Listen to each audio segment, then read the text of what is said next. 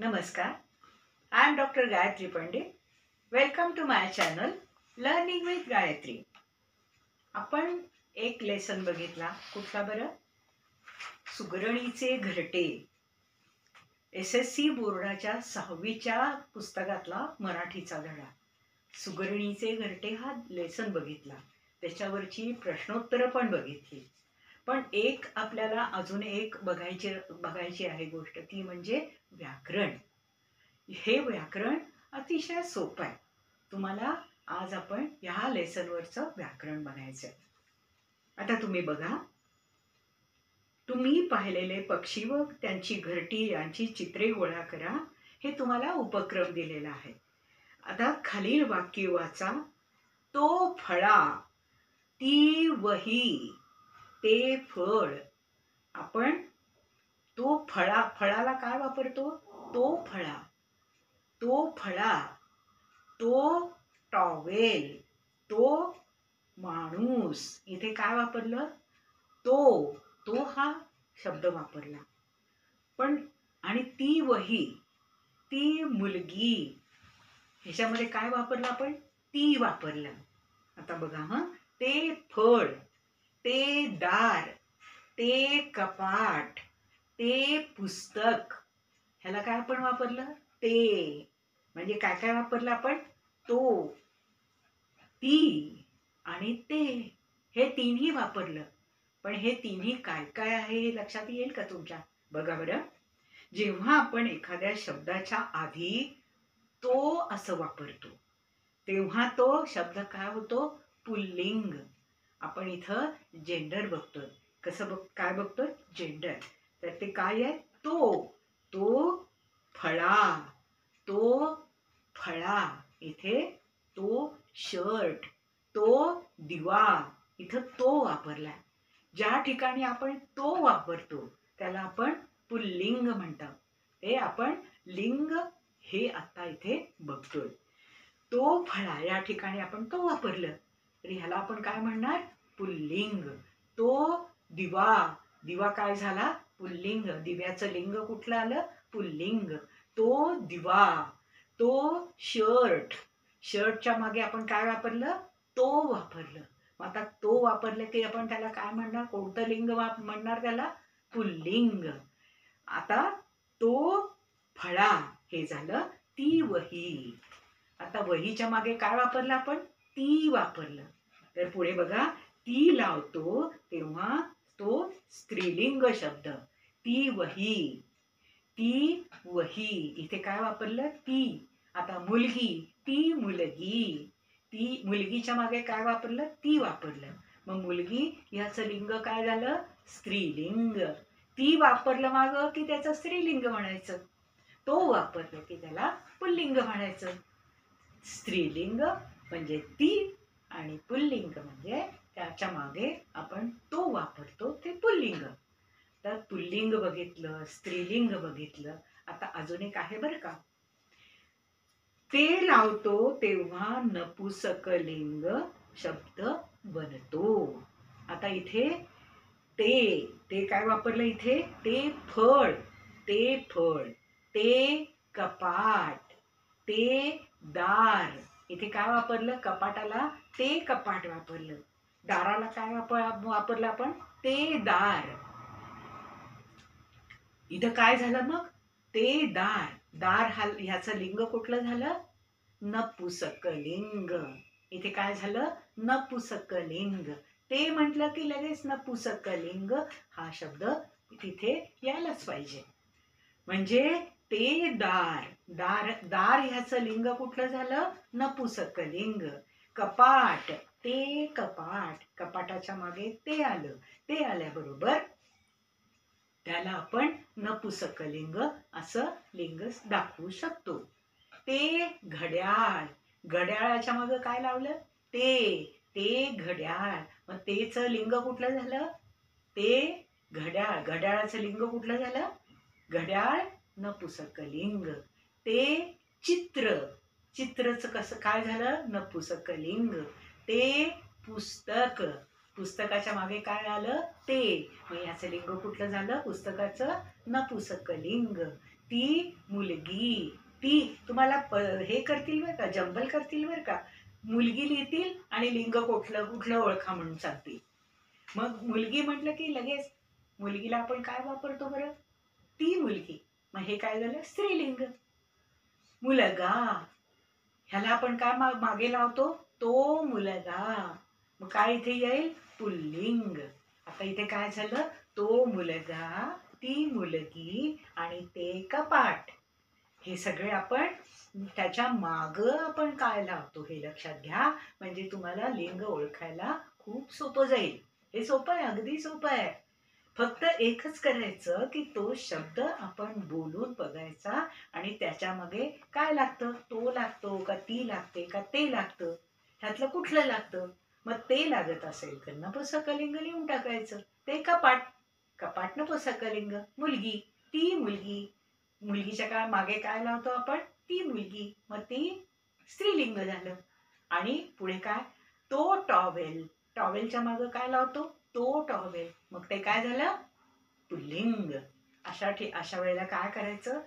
तो शब्द आपण मनातल्या मनात बोलून बघायचा आणि मग त्याच्या मागे आपण तो, ती, ते ह्यापैकी काय लावू शकतो हे लक्षात घ्यायचं. आणि ते मग आपल्याला लिंग कोणतं आहे हे लगेच लक्षात येतं. आणखीन काही उदाहरणे वाचा. वाक्य लिहिताना त्याप्रमाणे लिहा. तो वाडा. तो वाडा. ती इमारत. आता वास्तविक इमारतच आहे बरं का, सगळी तिन्ही ठिकाणी इमारतच आहे. पण त्याला आपण काय करतो? डिस्क्रिमिनेट वेगळ्या वेगळ्या प्रकारानं त्याला आपण वेगळं वेगळं मानतो. कसं? तो वाडा. तो वाडा म्हटलं की तो येणार. मग तो आलं की आपण त्याला काय म्हणायचं? पुल्लिंग. तो वाडा. तो आलं की पुल्लिंग. त्यामुळं तो आणि पुल्लिंग अशी जोडी लक्षात ठेवा. म्हणजे काय होईल?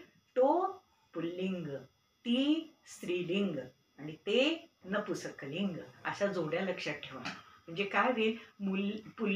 पुल्लिंग जे असेल ते तिथं तो आल्याबरोबर लगेच पुल्लिंग लिहिता येईल. त्यामुळे तुम्हाला लिंग ओळखणं हे खूप सोपं जाईल. आता इथे बघा हा. तो वाडा, ती इमारत आणि ते घर. ती बिल्डिंग आहे तिथे, पण बिल्डिंगला वेगळं वेगळं आपण मानतो. त्यामुळे त्याला तो, ती आणि ते असं तिन्हीही लावता येतं. पुढे बघा. तो भात. तो भात. भाताच्या मागे आपण काय लावतो? तो भात. इथे काय झालं? पुल्लिंग. ती भाकरी. ती पोळी. ती चपाती. इथे काय लावतो आपण? ती लावतो. ती स्त्रीलिंग. तो पुल्लिंग. ते नपुंसकलिंग. तो, ती ह्या जोड्याच लक्षात ठेवा. म्हणजे काय होईल?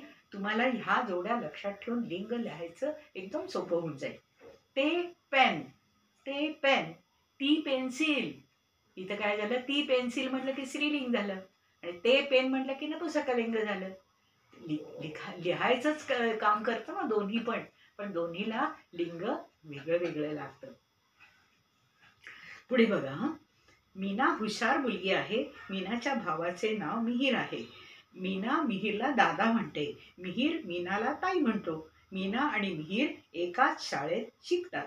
मीना आणि मिहीर यांच्यात कधीच भांडणे होत नाहीत. मीना मोठी असल्याने मीना मिहीरची काळजी घेते. आता ह्याच्यामध्ये मीना आणि मिहीर ही नामं आहेत बरं का, विशेष नामं आहेत ही.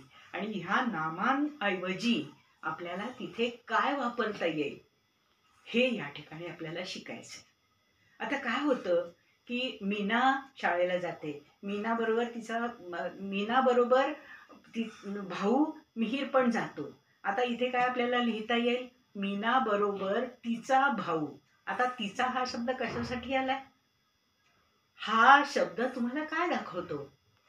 तर तो मीना याच्या ऐवजी आलेला शब्द आहे हा. तिच्या भावाचे नाव. आता काय आहे? तिच्या म्हणजे कुणाच्या? मीनाच्या. मग तिच्या हा शब्द कुणाबद्दल आला? तर हा आला मीनाबद्दल. तर ह्याला काय म्हणायचं? सर्वनाम. प्रोनाउन. इंग्लिशमध्ये आपण ह्याला प्रोनाउन म्हणतो. नाउन माहिती आहे तुम्हाला आणि त्याच्यानंतर त्या नामाबद्दल जेव्हा आपण एखादा शब्द वापरतो तर त्याला प्रोनाउन म्हणतो. शी, ही, शी, इट किंवा हिज, हर किंवा दे, दे, दे हे सुद्धा आपण त्या नामाबद्दल वापरतो.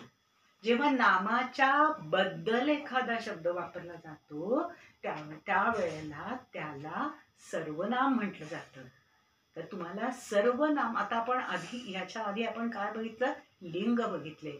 लिंग ह्याच्याबद्दलची माझी एक स्वतंत्र व्हिडिओ आहे, तो तुम्ही जरूर बघा. त्यावेळेला त्याच्यामध्ये तुम्हाला अजून अनेक गोष्टी कळतील. आणि तसंच मी सर्वनामाबद्दल सुद्धा एक व्हिडिओ बनवलेला आहे. तर त्या व्हिडिओमध्ये सुद्धा तुम्हाला अनेक गोष्टींची माहिती विशेष प्रकारानं मिळून जाईल. तर ह्या परिच्छेदामध्ये हा परिच्छेद मी थोडा वाचला. आता या ठिकाणी ज्या ठिकाणी त्या मिहीर आणि मीना ह्याबद्दल जे शब्द वापरलेले आहेत त्याला सर्वनाम असं म्हटलं जातं. सर्वनाम म्हणजे प्रोनाउन. प्रोनाउन ज्या ठिकाणी नामाच्या बद्दल शब्द वापरला जातो त्याला सर्वनाम असं म्हणतात. तर तुम्हाला या ठिकाणी सर्वनाम वापरा असं जेव्हा सांगतील आणि 2-3 वाक्य देतील त्यावेळेला तुम्हाला त्या नामाबद्दल शब्द वापरायचा आहे. आणि तो शब्द कसा असेल, तो, ती, ते, त्या, त्यांना, त्यांच्याकडे. तिथे नाव लिहायचं नाहीये आपल्याला, तर त्याच्या ऐवजी शब्द लिहायचे. तर ह्या ठिकाणी आपण बघूया. मीना हुशार मुलगी आहे. मीनाच्या भावाचे नाव मिहीर आहे. मीना मिहीरला दादा म्हणते. आता इथं किती वेळेला मीना मीना मीना मीना आलं की नाही. तर मीना मीना परत परत परत येऊ नये यासाठी सर्वनामाचा उपयोग केला जातो. आता इथे बघा, मीना हुशार मुलगी आहे. तिच्या भावाचे नाव मिहीर आहे. आपल्याला मीनाच्या बद्दल शब्द वापरला ना, तिच्या, तर हे सर्वनाम झालं. तिच्या भावाचे नाव मिहीर आहे. मीना मिहीरला दादा म्हणते. ती त्याला दादा म्हणते. किंवा या ठिकाणी तुम्ही पहिल्यांदाच जेव्हा शब्द एखादा वापरत असता त्यावेळेला त्या ठिकाणी तिथे नाव लिहायला हरकत नसते. मीना मिहीरला दादा याच्याऐवजी ती मिहीरला दादा म्हणते. मिहीर मीनाला ताई म्हणतो. तो तिला ताई म्हणतो.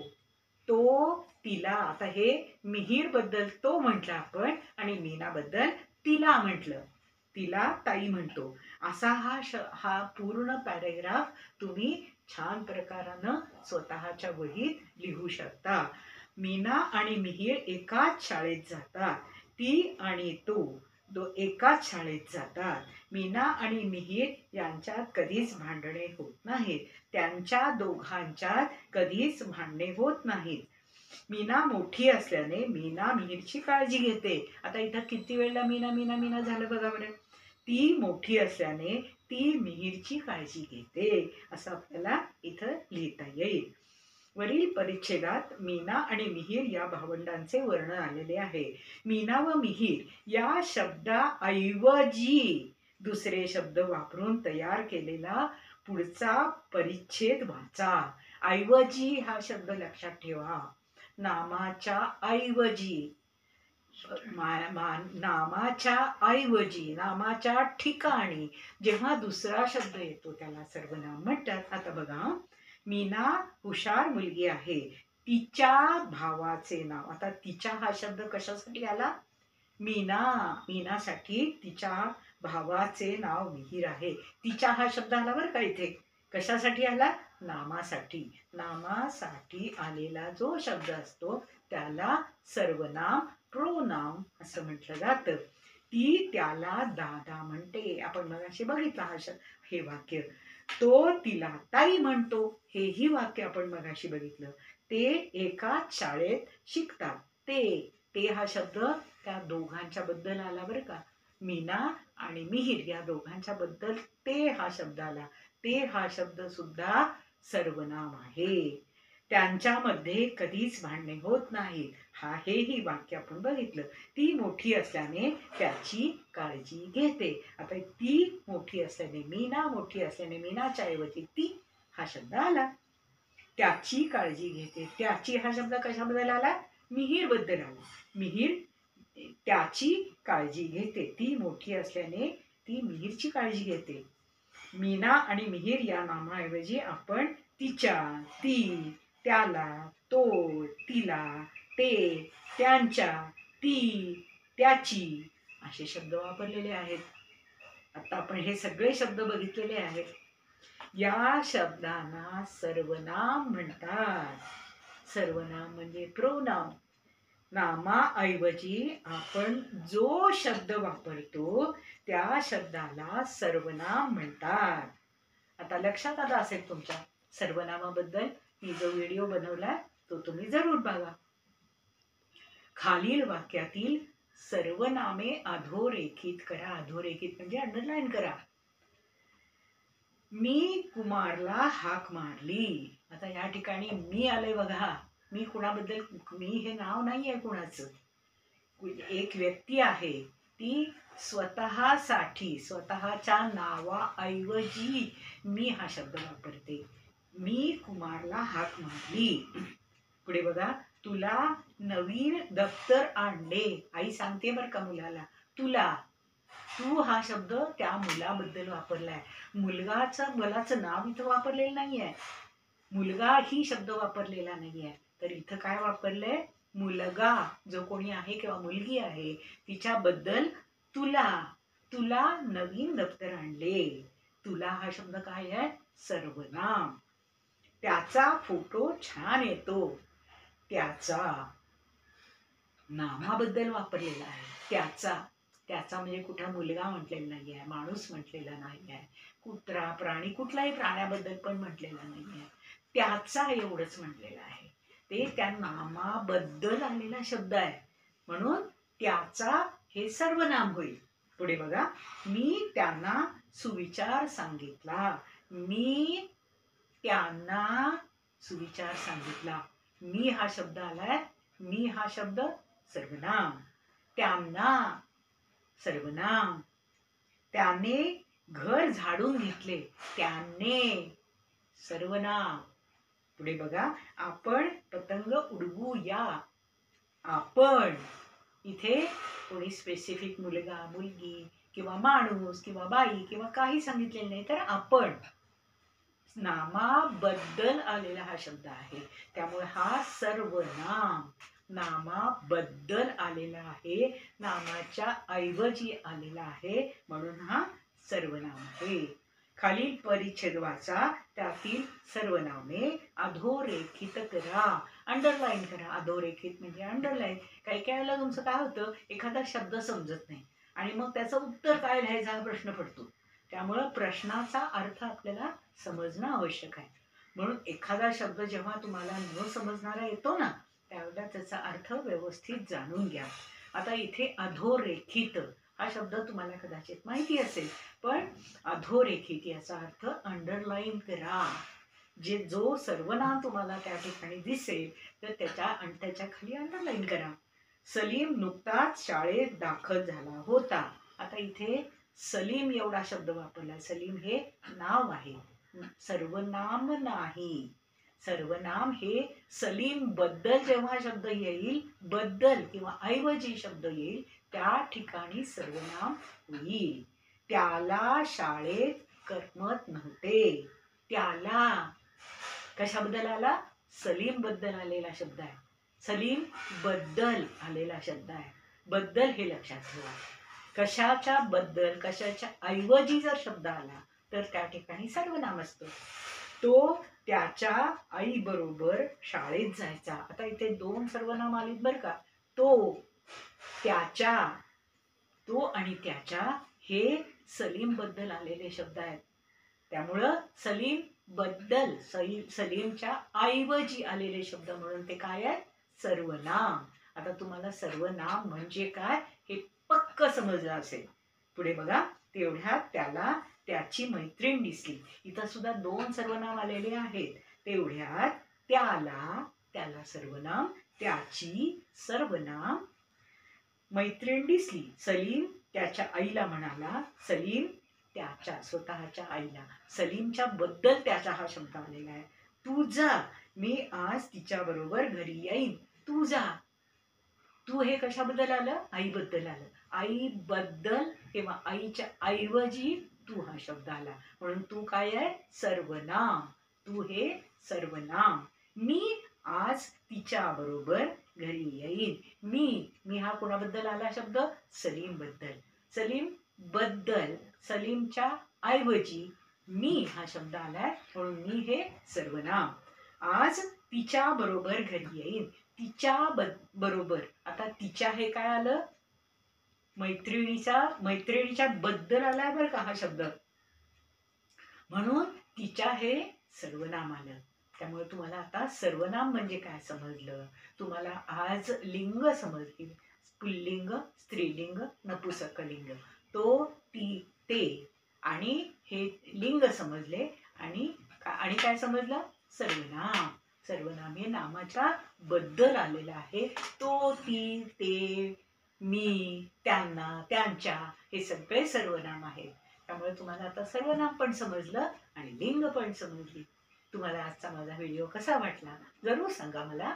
माझ्या चॅनलला सबस्क्राईब करा, माझ्या चॅनलला लाईक करा आणि माझ्या चॅनलला शेअर करा. त्याबद्दल थँक्यू.